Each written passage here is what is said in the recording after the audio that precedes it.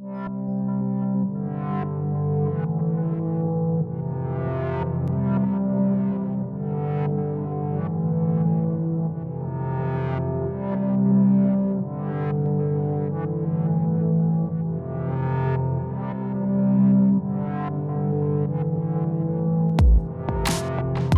name's Darin. I'm Angel. Doing a little testimony on our lives and what brought us here to this point in our life. We met. Long time ago. We met. I used to skip high school and go to her house and get high. That's how we met. That's how we met. And then we just became friends, and then we went through a period, and he with drugs, and then we went to our first NA meeting, my first NA meeting after I got out of treatment, because I went to treatment, and long story short, and I was there. I started that meeting. Yep. I went through treatment stuff before she did, and so when I got back to Rice Lake, Wisconsin, we started some NA meetings and really got into it, and then all of a sudden she popped through the door. Messed up his life for the rest of What's his life. up? I said, what's up with you? Well, I just got out of treatment. I'm like, right on. I'll show you some cool things. And that's how we met and got together. Well, we stayed clean and sober for quite a few years. About 5 years. Yeah. And we went down that direction. We ran around in a motorcycle club, a clean and sober motorcycle club. That was exciting. I was looking for that high of something, and praying, in the back in them days it was every day the Serenity Prayer. So I mean, there was always a higher power in our lives since I was a little kid. Going to Baptist school and stuff. There was always a higher power, God. But I just went. Walked away from it for a while, I guess, looking for a different high and being accepted into, different groups in school, high school and college. And so I just walked away from it for a little while and trying to figure it out. And it was a lot. There was a lot going on in that time frame back then. When I met Angel, it was like I was running a lot of cocaine from Chicago to Minneapolis and just living crazy, her in the same boat and Doing a lot of acid. Yeah, doing a lot of just running the town amok, Yep. getting crazy, Yep. like Jack and Diane, And both of us just, I guess, at different times. I went into treatment because I was facing a lot of trouble or treatment, and because it was a small farming community, so everybody knew each other. The sheriff was our next door neighbor, and he came and had coffee with my mom and said either we got to meet with Darin and get him out of town and into treatment, or we're going to arrest him. And so they called me up, and I went to meet him at my mom's house, and that's what they told me. And they said they didn't have everything that I was doing red-handed, but they had enough, and they would get the rest as I was incarcerated. So before they get to that point, we're giving you an out, and go to treatment and straighten your life out. And that's what I did. I got a chance, and I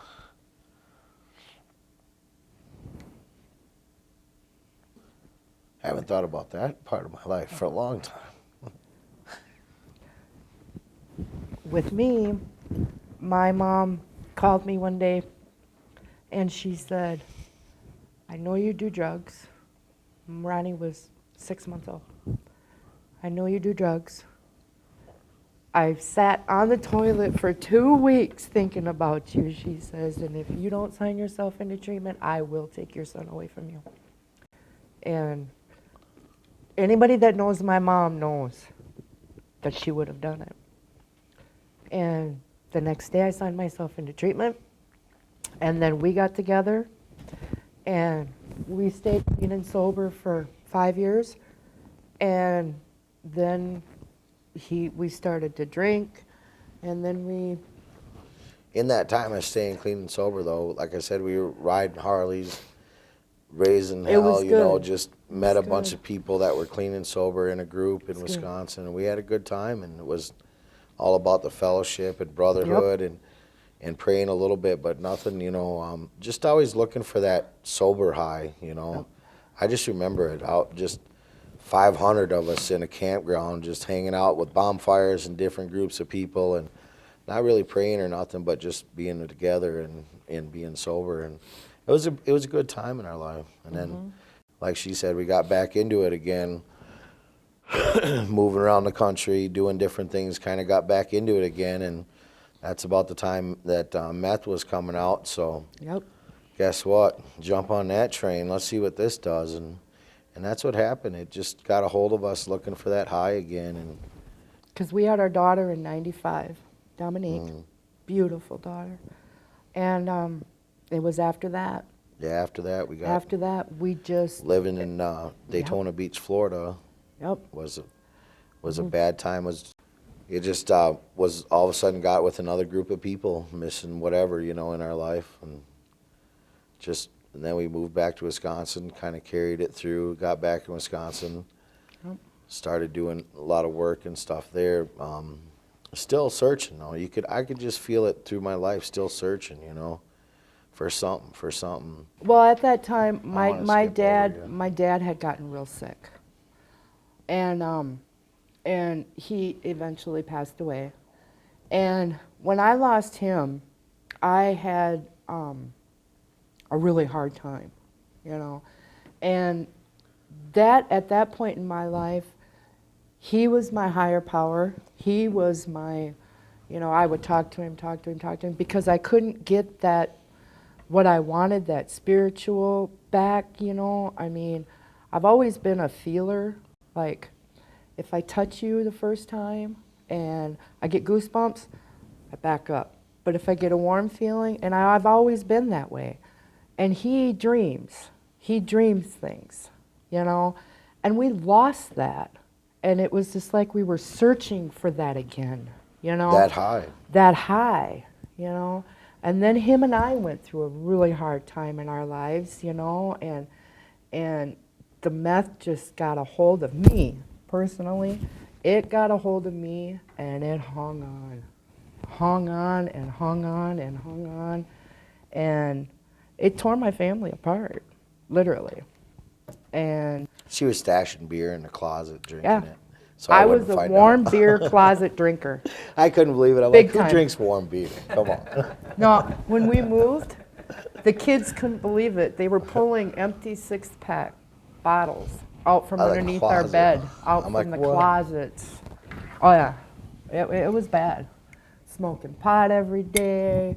Anytime I could get the meth, I'd do that. It was bad. It was bad.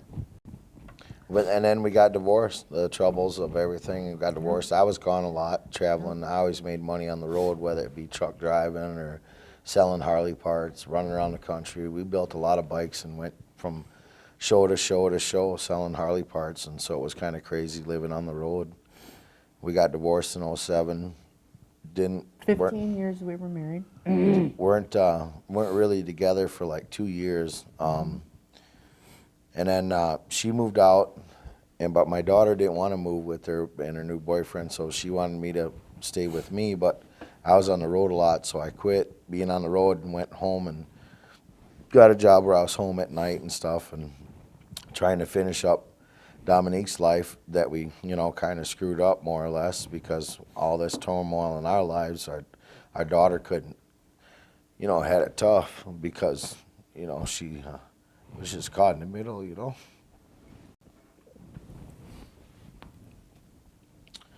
And our son too, but guys are a little more tougher. They can take it, and he did take it. He was good. He worked. He's a good working kid, he really learned. And Dominique was more sheltered though.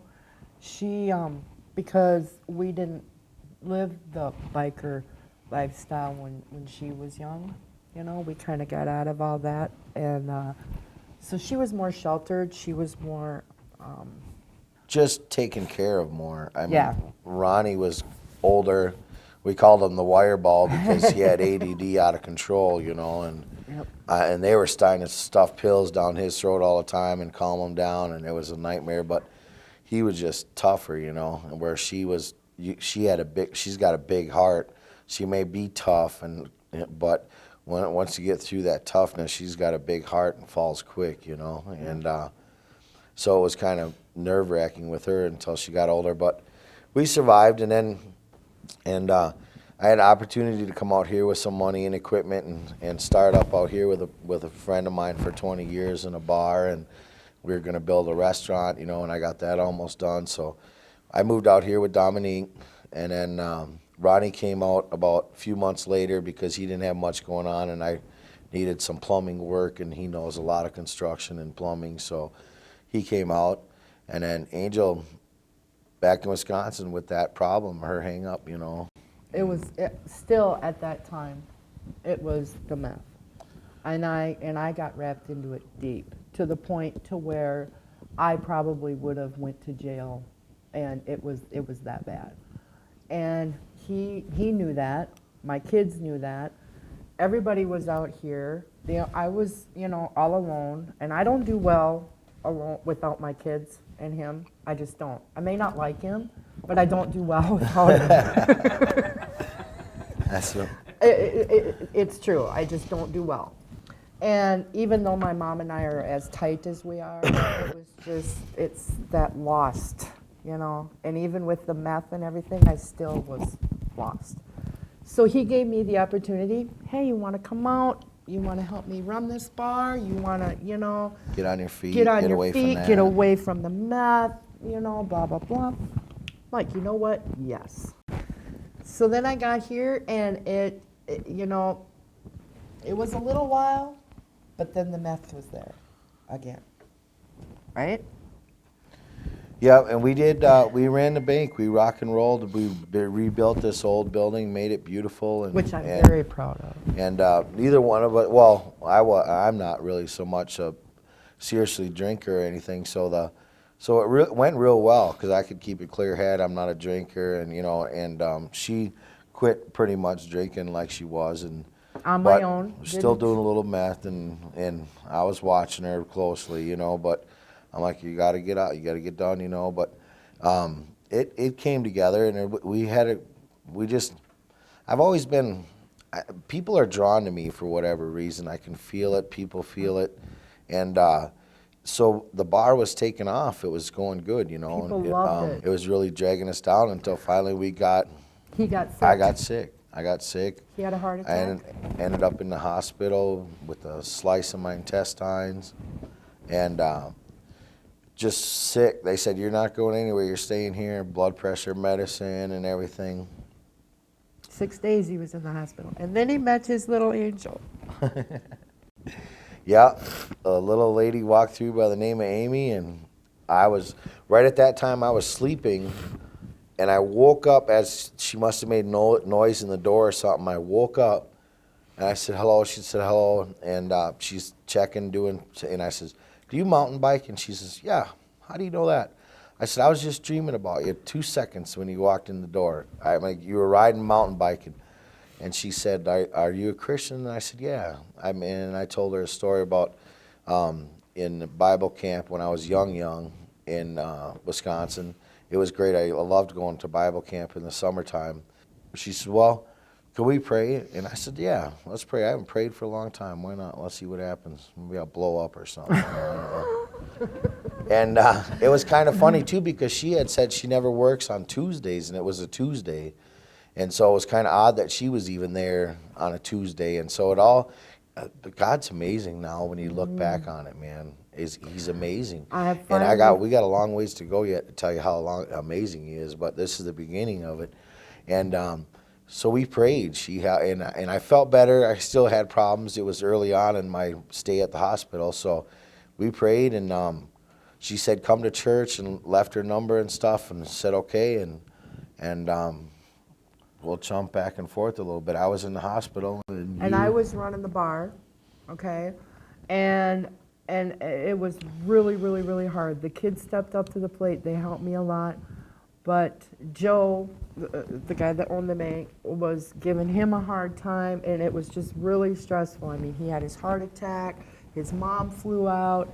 It was just unbelievable. And then he got out of the hospital. It was like God saying, this is it. Yeah. From this moment right now. When he had his heart I'm gonna, attack.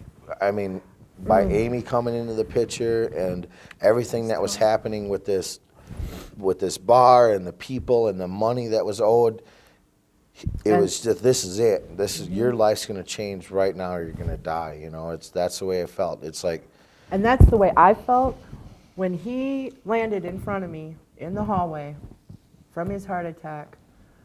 I felt him. I knew he was going to die.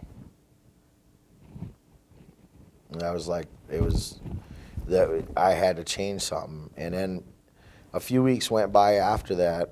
After I got out of the hospital at the bank, we stayed there, and a few weeks went by. I finally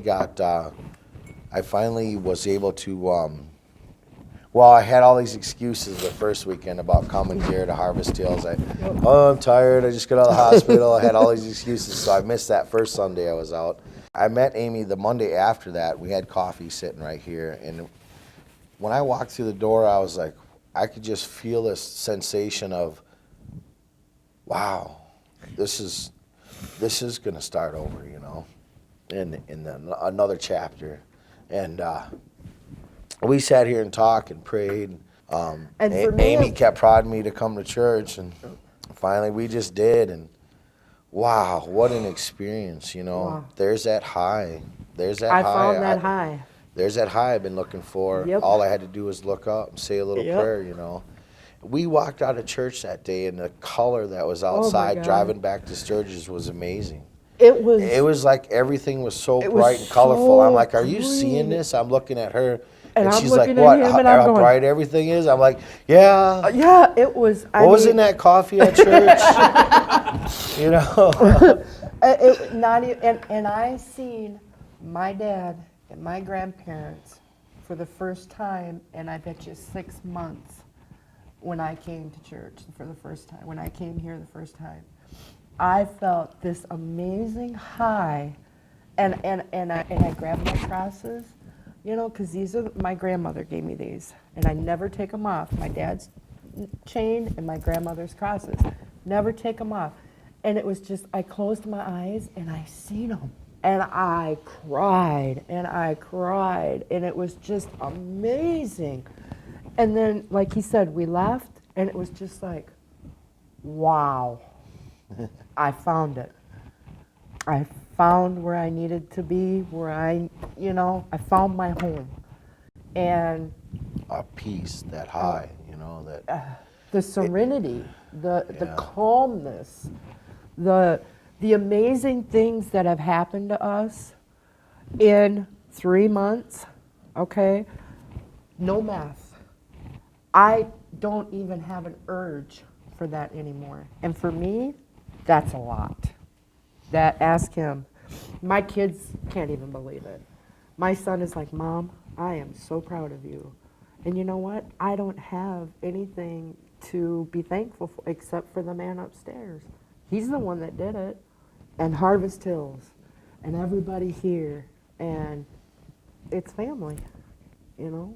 And a new business that just started off does not start off as good as it has. It's been a struggle, and I bless my mom every day because she helped us. I didn't have $10 in my pocket when we left that building that day, and bless her. I bless her every day. I'm so grateful.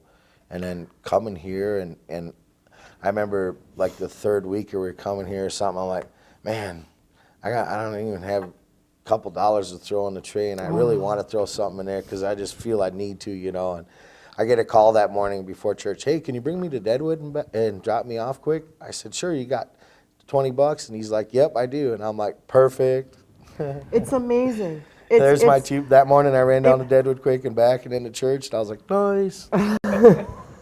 It's even more amazing for me. It's just little things like that that's happening so much that it's unbelievable. You know, it's really unbelievable. Sometimes it's like, wow, okay, I just needed to tap into that energy. Yep. You know, and the energy that's here too. It's, you know, I get I get higher than I ever have on anything I've ever done. I never shot up anything, but I've pretty much done everything else. And I've walked around here talking to people after church, and I'm not even sure what we're talking about. It's like I feel kind of dumb afterwards. I got to text someone back, hey, what was that again you were saying? You know?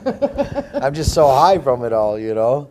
It's awesome. It's amazing. I just can't even believe it. I'm so excited. And then when you miss week, like sometimes life and this business is really, like last week, I was so tired from Friday night and Saturday night, getting only a couple hours of sleep. Sunday morning came around, and I just couldn't. I was deliriously tired, you know. And I said, I'm just gonna stay home, relax. We'll catch it on video, you know, TV, and it'll be good. I'll get a little bit of rest, and I don't like it, man. I gotta come back. I gotta shut that off. Way. Some people are gonna have to wait a minute. I am the same way. Because I have to come here. Yep. It's that recharging, just recharging. And you know what?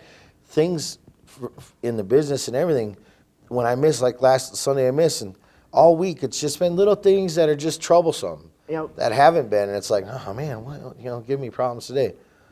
It's because I just need that recharge. It's giving me problems because I'm not charged up from Sunday and Wednesday, you know, and seeing my good friends here now and feeling it, you know, and praying about things that I'm having trouble with and turning it over to God.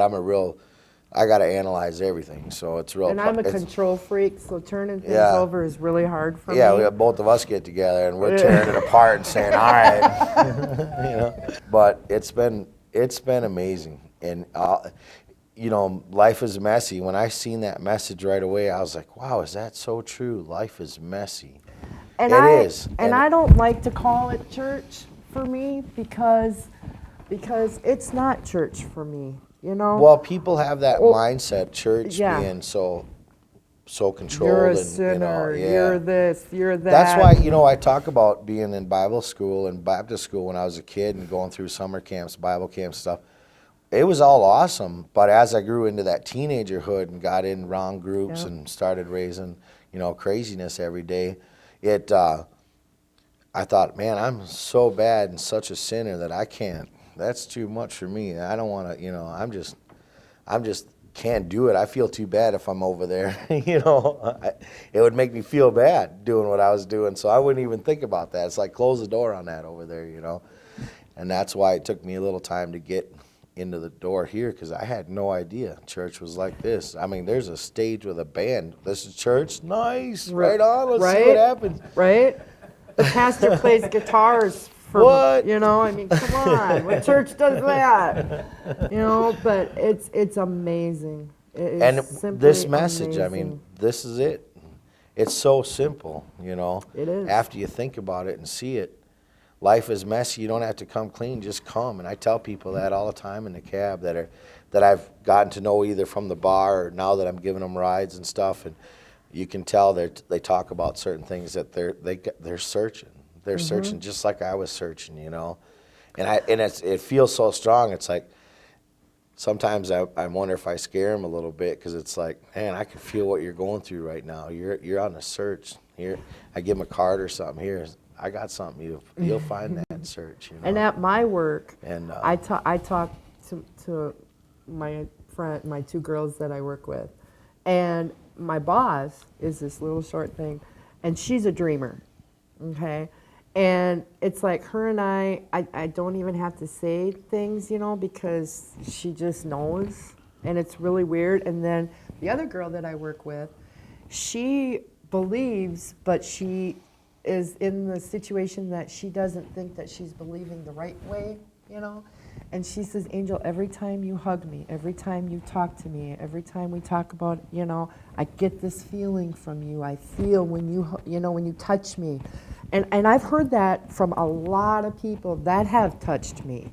You know, it's like, Angel, there's something about you. So I know that it's there, and now it's coming out more. It's coming out more, and I feel it more. I feel the warmth. I feel Holy Spirit in me, you know, and coming through with my dance, and Ashley, when she says, Angel, you gotta dance, you know, and she does the same, you know. And that's my thing. I love to dance. God knows I love to dance. And you know, I lost even that for a while, my dancing. I couldn't dance to a song for quite a while. I couldn't feel it, remember? I couldn't feel it. Now it's back again, and it's amazing, you know? So, and him and I get along pretty good now, I don't too. like that. You know, when you've been pretty much together for 26 years. I used to skip high school to go to her house. Yeah. That's a long time. I That's guess. a You long think about it, it's time like, ago. man. Yeah, you know, it's like, I may not like him, but I don't know what I'd do without him. I guess, you know, but no. So that's where we're at today.